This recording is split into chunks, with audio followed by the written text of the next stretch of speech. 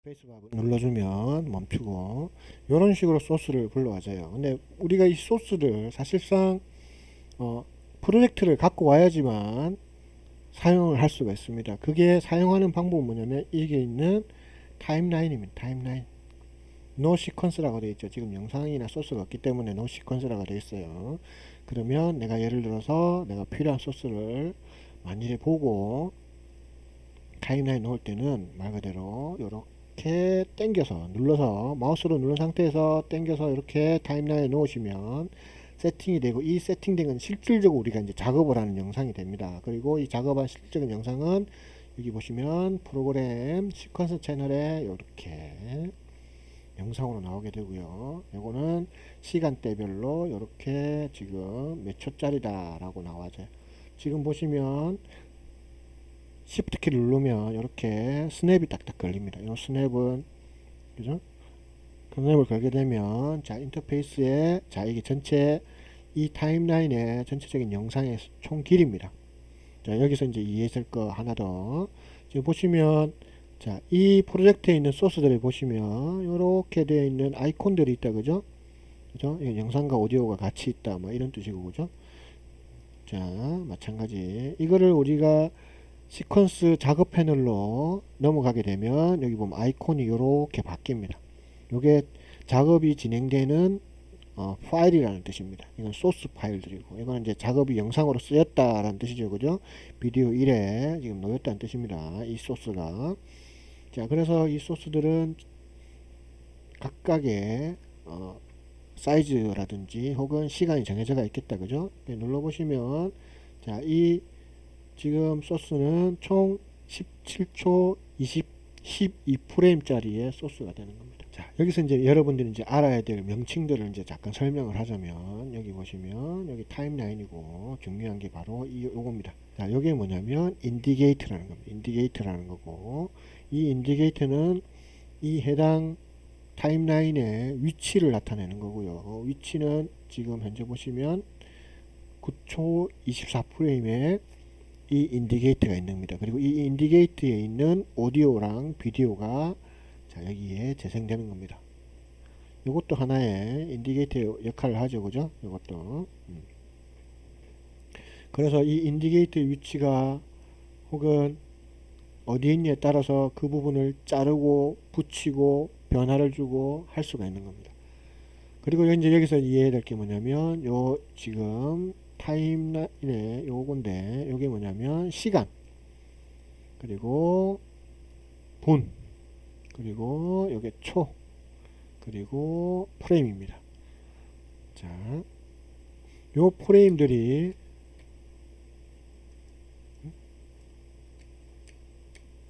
자, 한 프레임씩 갔을 때, 자, 지금 보면 27 돼 있다, 그죠? 28, 28, 29, 30 딱 되는 순간에 1초가 딱 들어가는 겁니다. 그 말 그대로 우리가 아까 얘기했던, 자, 프리퍼런스에, 자, 타임라인 보시면 30프레임. 그죠? 요게 이제 1초씩 인식되는 거고, 그죠?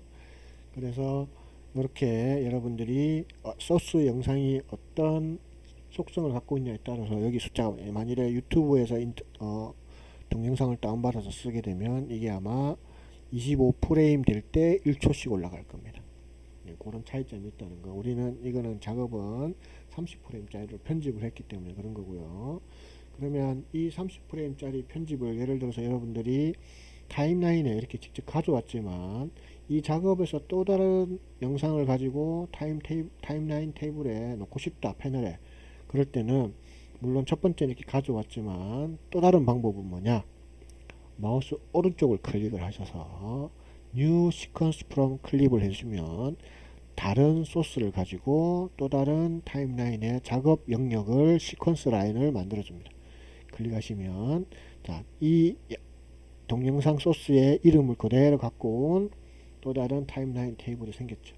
그리고 이 녀석은 총 1분 29초 1프레임짜리의 영상이 되는 겁니다.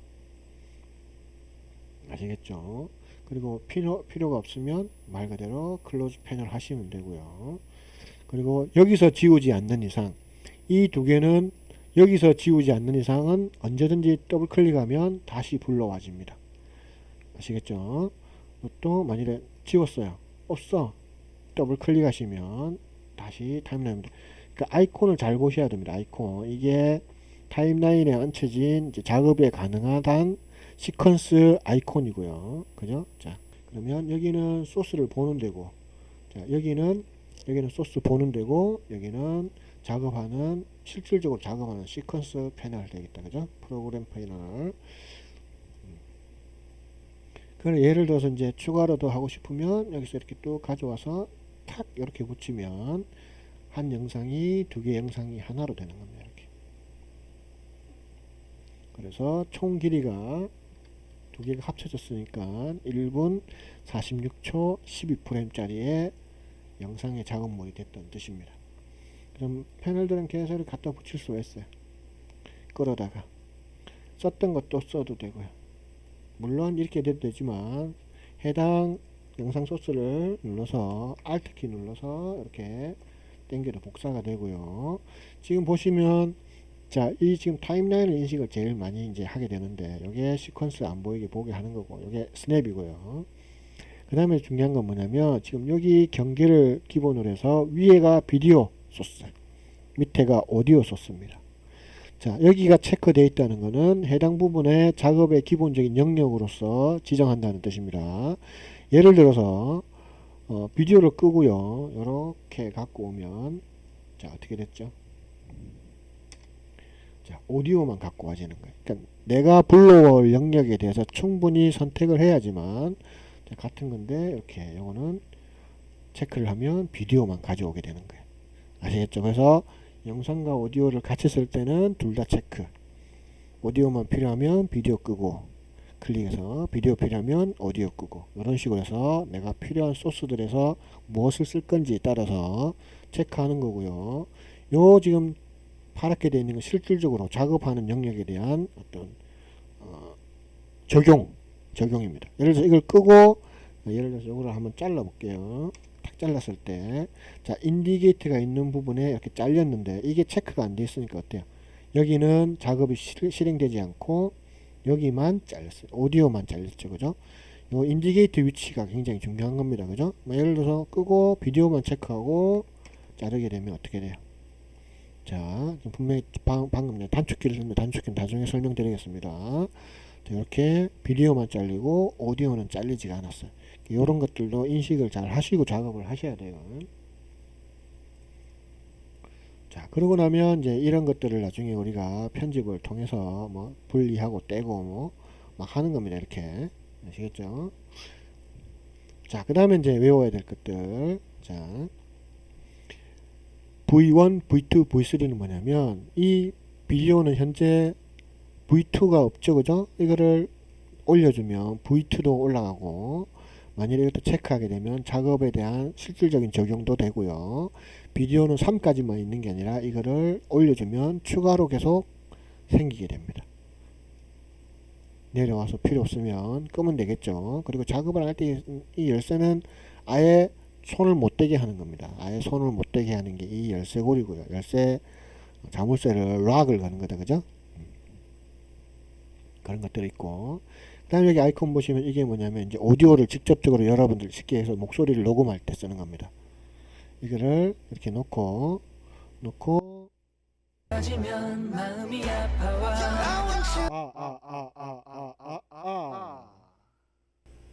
이렇게 녹음이 됐어요. 그러면 어떻게 돼요?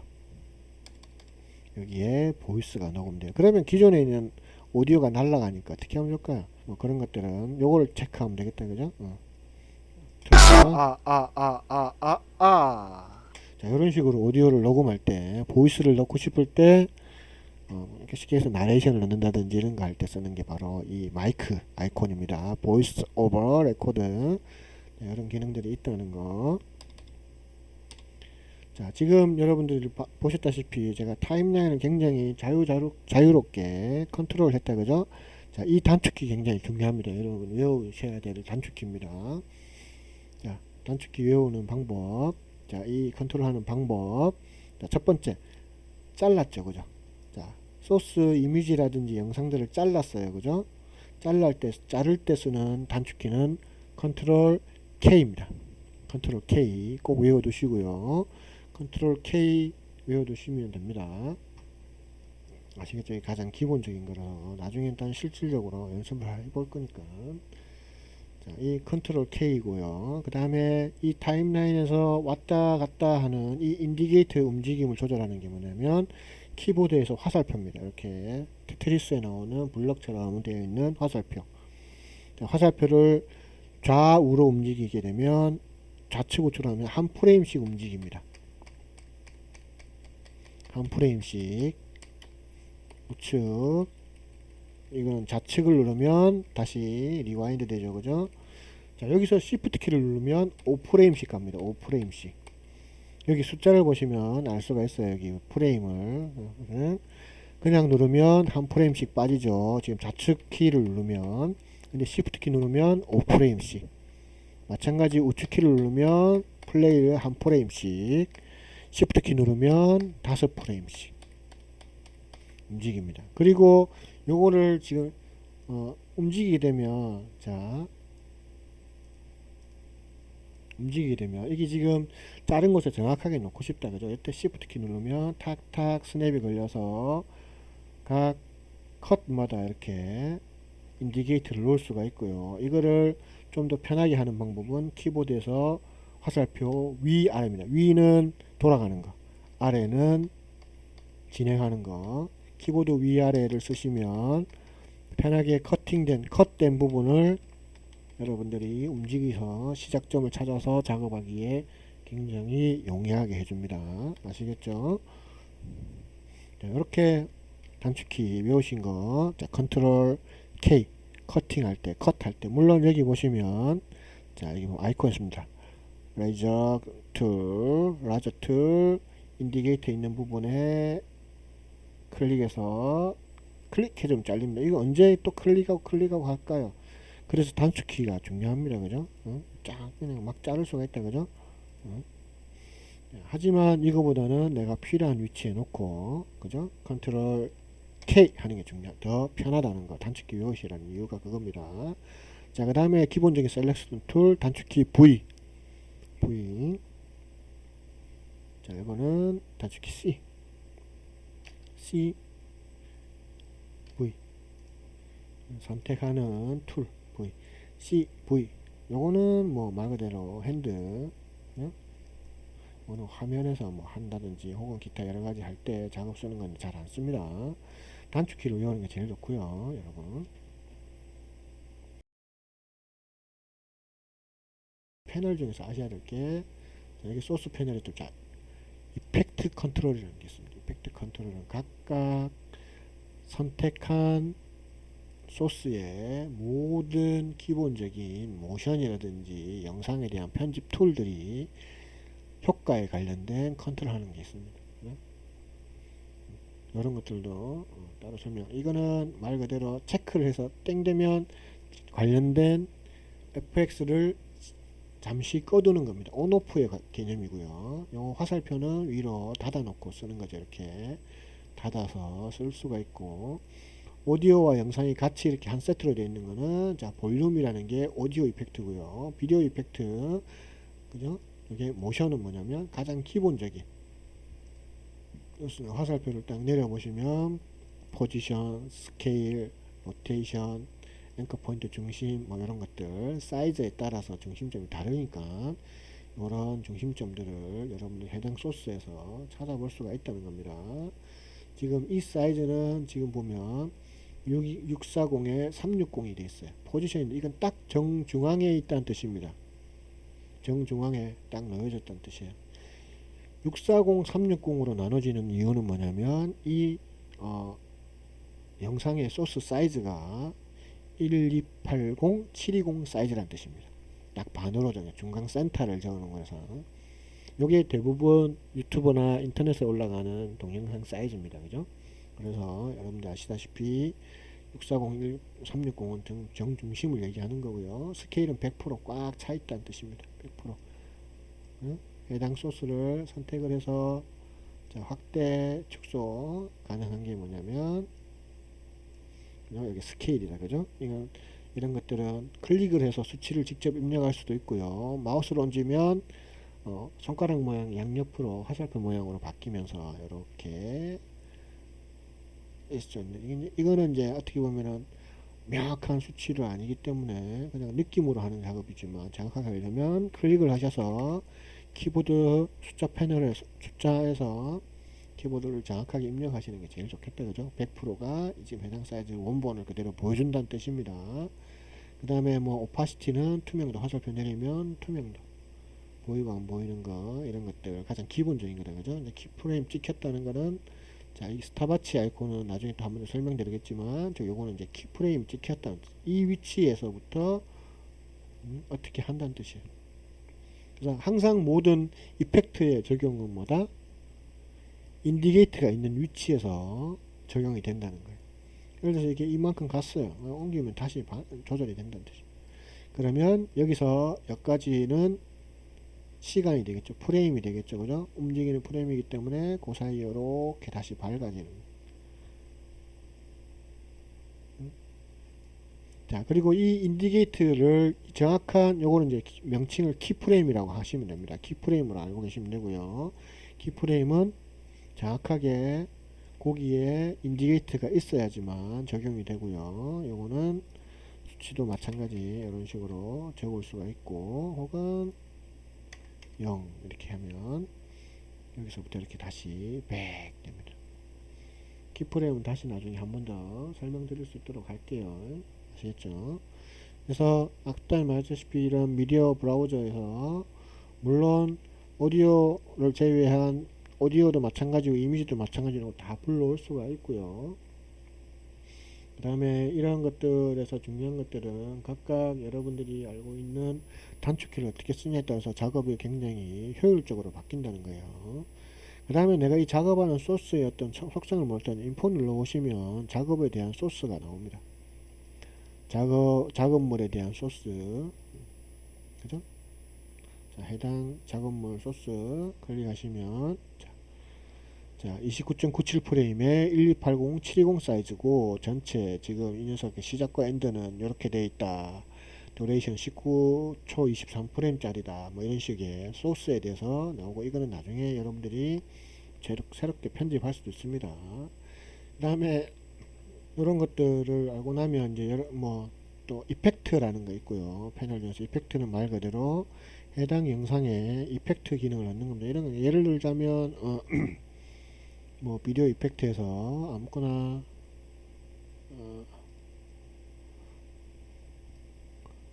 이렇게 갖다 끄집어 넣으면 이펙트 컨트롤 창에 해당 오브젝트에 관련된 이런 식의 이펙트를 작용을 할 수가 있고요. 여기 보시면 색깔들도 이렇게 바뀐다 그죠? 이렇게 해서 전체적으로 타임라인과 이런 데는 어떤 부분에서 어떻게 작업이 되는지 선택했을 때마다 해당 선택된 이펙트 컨트롤에서 컨트롤하는 거고, 그런 이펙트들은 여기 있는 이펙트 패널에서 찾아서 넣는 겁니다. 아시겠죠? 이거는 마크고 뭐 그냥 히스토리 내가 작업했던 과정들이죠. 그죠? 눌러보시면 이렇게 지금 숨겨져 있는 패널까지 이렇게 다 나옵니다. 그죠? 프로젝트로 돌아갈 수 있고 이렇게 해서 여러분들이 한데, 자 그러면 우리가 여기서 가장 기본적으로 작업을 했다 치면 제일 중요한 건 뭘까요?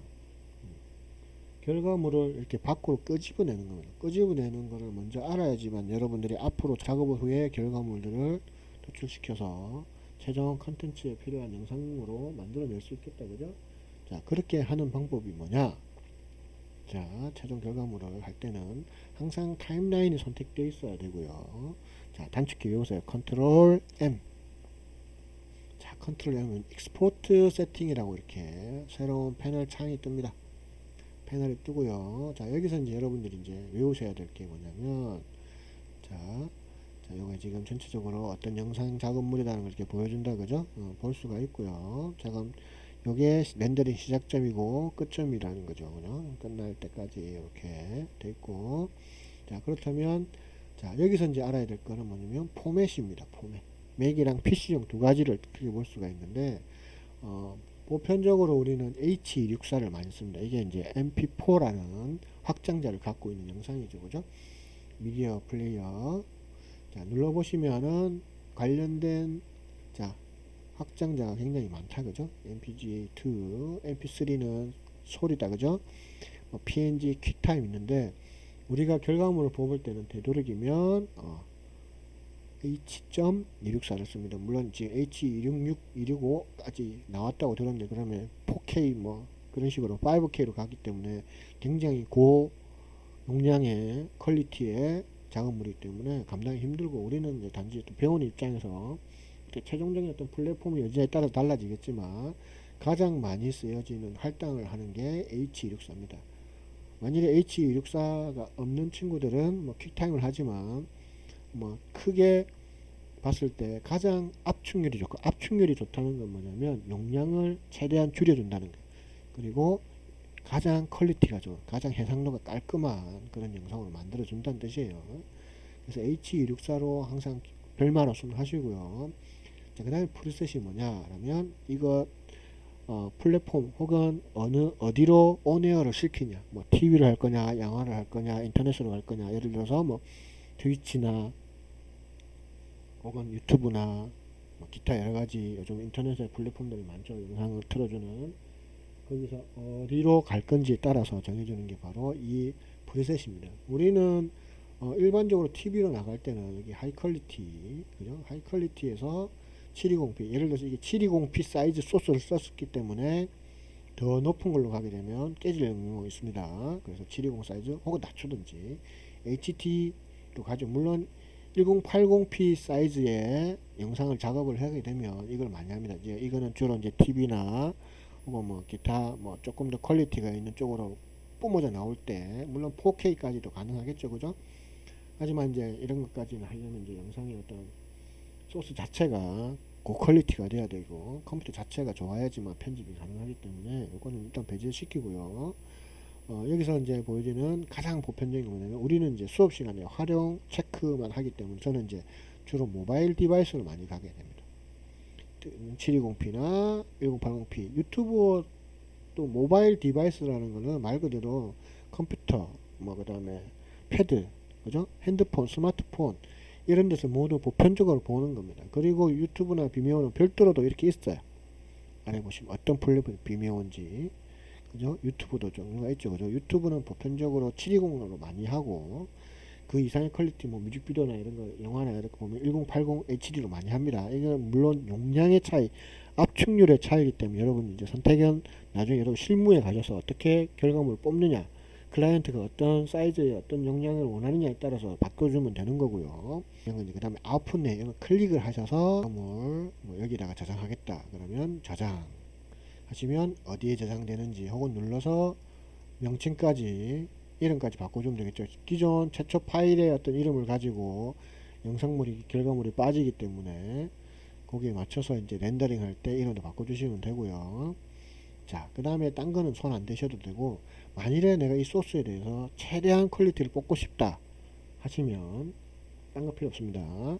자, 유즈 맥시멈 렌더 퀄리티, 최고의 퀄리티를 뽑아주세요 체크하시면, 자, 다 필요 없이, 그죠? 일단 자, 포맷만 설정해주고 나면 알아서 이제 뽑아줍니다. 이 용량 차이가 분명히 있어요. 자, 보세요.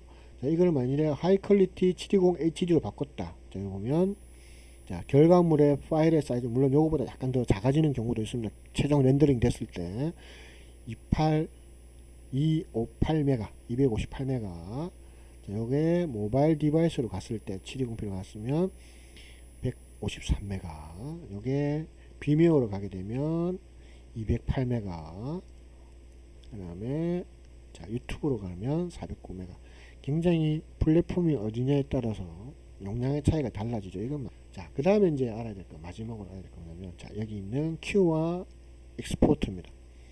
자, 이 두 가지가 중요한 이유가 뭐냐면, 익스포트는 말 그대로 이 소프트웨어, 프리미어라는 소프트웨어 자체에서 렌더링을 걸게 되는 겁니다.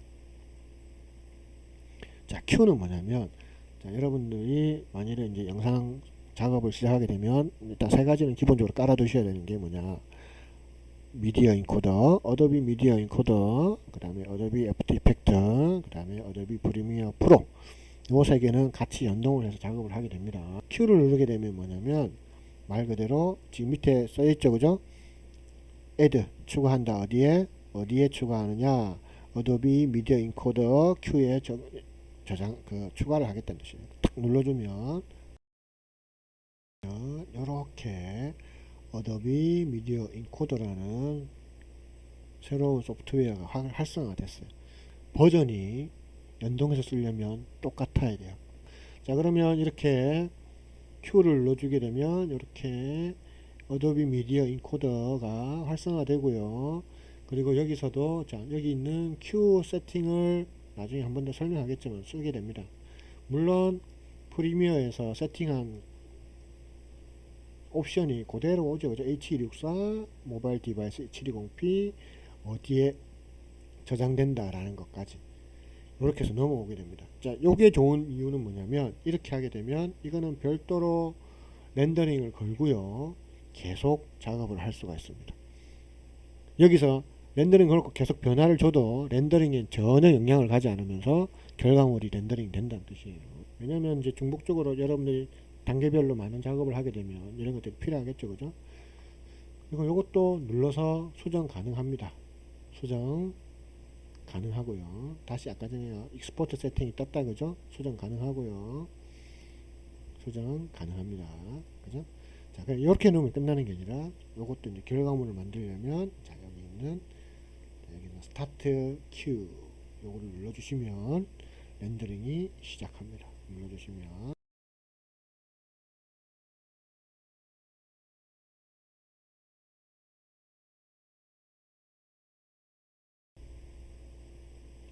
자, 그러면 만일에 여기서 익스포트를 하게 되면 이거 눌러주면 이렇게 별도를 하고요. 작업을 할 수가 없어요. 무슨 말인지 알겠죠? 그래서 되도록이면 미디어 인코더를 쓴다 라는 거 그렇게 기억해 두시면 됩니다. 자, 그 다음에 여기서 하나 단축키 하나 더 가르쳐 드릴게요. 지금 보면 현재 있는 이 작업물의 소스가 너무 작게 보인단 말이에요. 크게 보고 싶다. 그러면 키보드에서 플러스 마이너스, 플러스 하면 확대, 마이너스 하면 축소. 자, 최대한의 축소, 이게 최대한의 1프레임씩 보이는 최대한의 확대. 자, 그런데 이렇게 작업을 하다가 기존에 있는 전체 타임라인을 보고 싶을 때는 키보드에서 우리 원 단위 슬러시 되어 있는 원 단위 눌러주시면 이렇게 전체를 풀로 꽉 차게끔 이렇게 보여주고 다시 한번 눌러주면 앞전으로 돌아갑니다.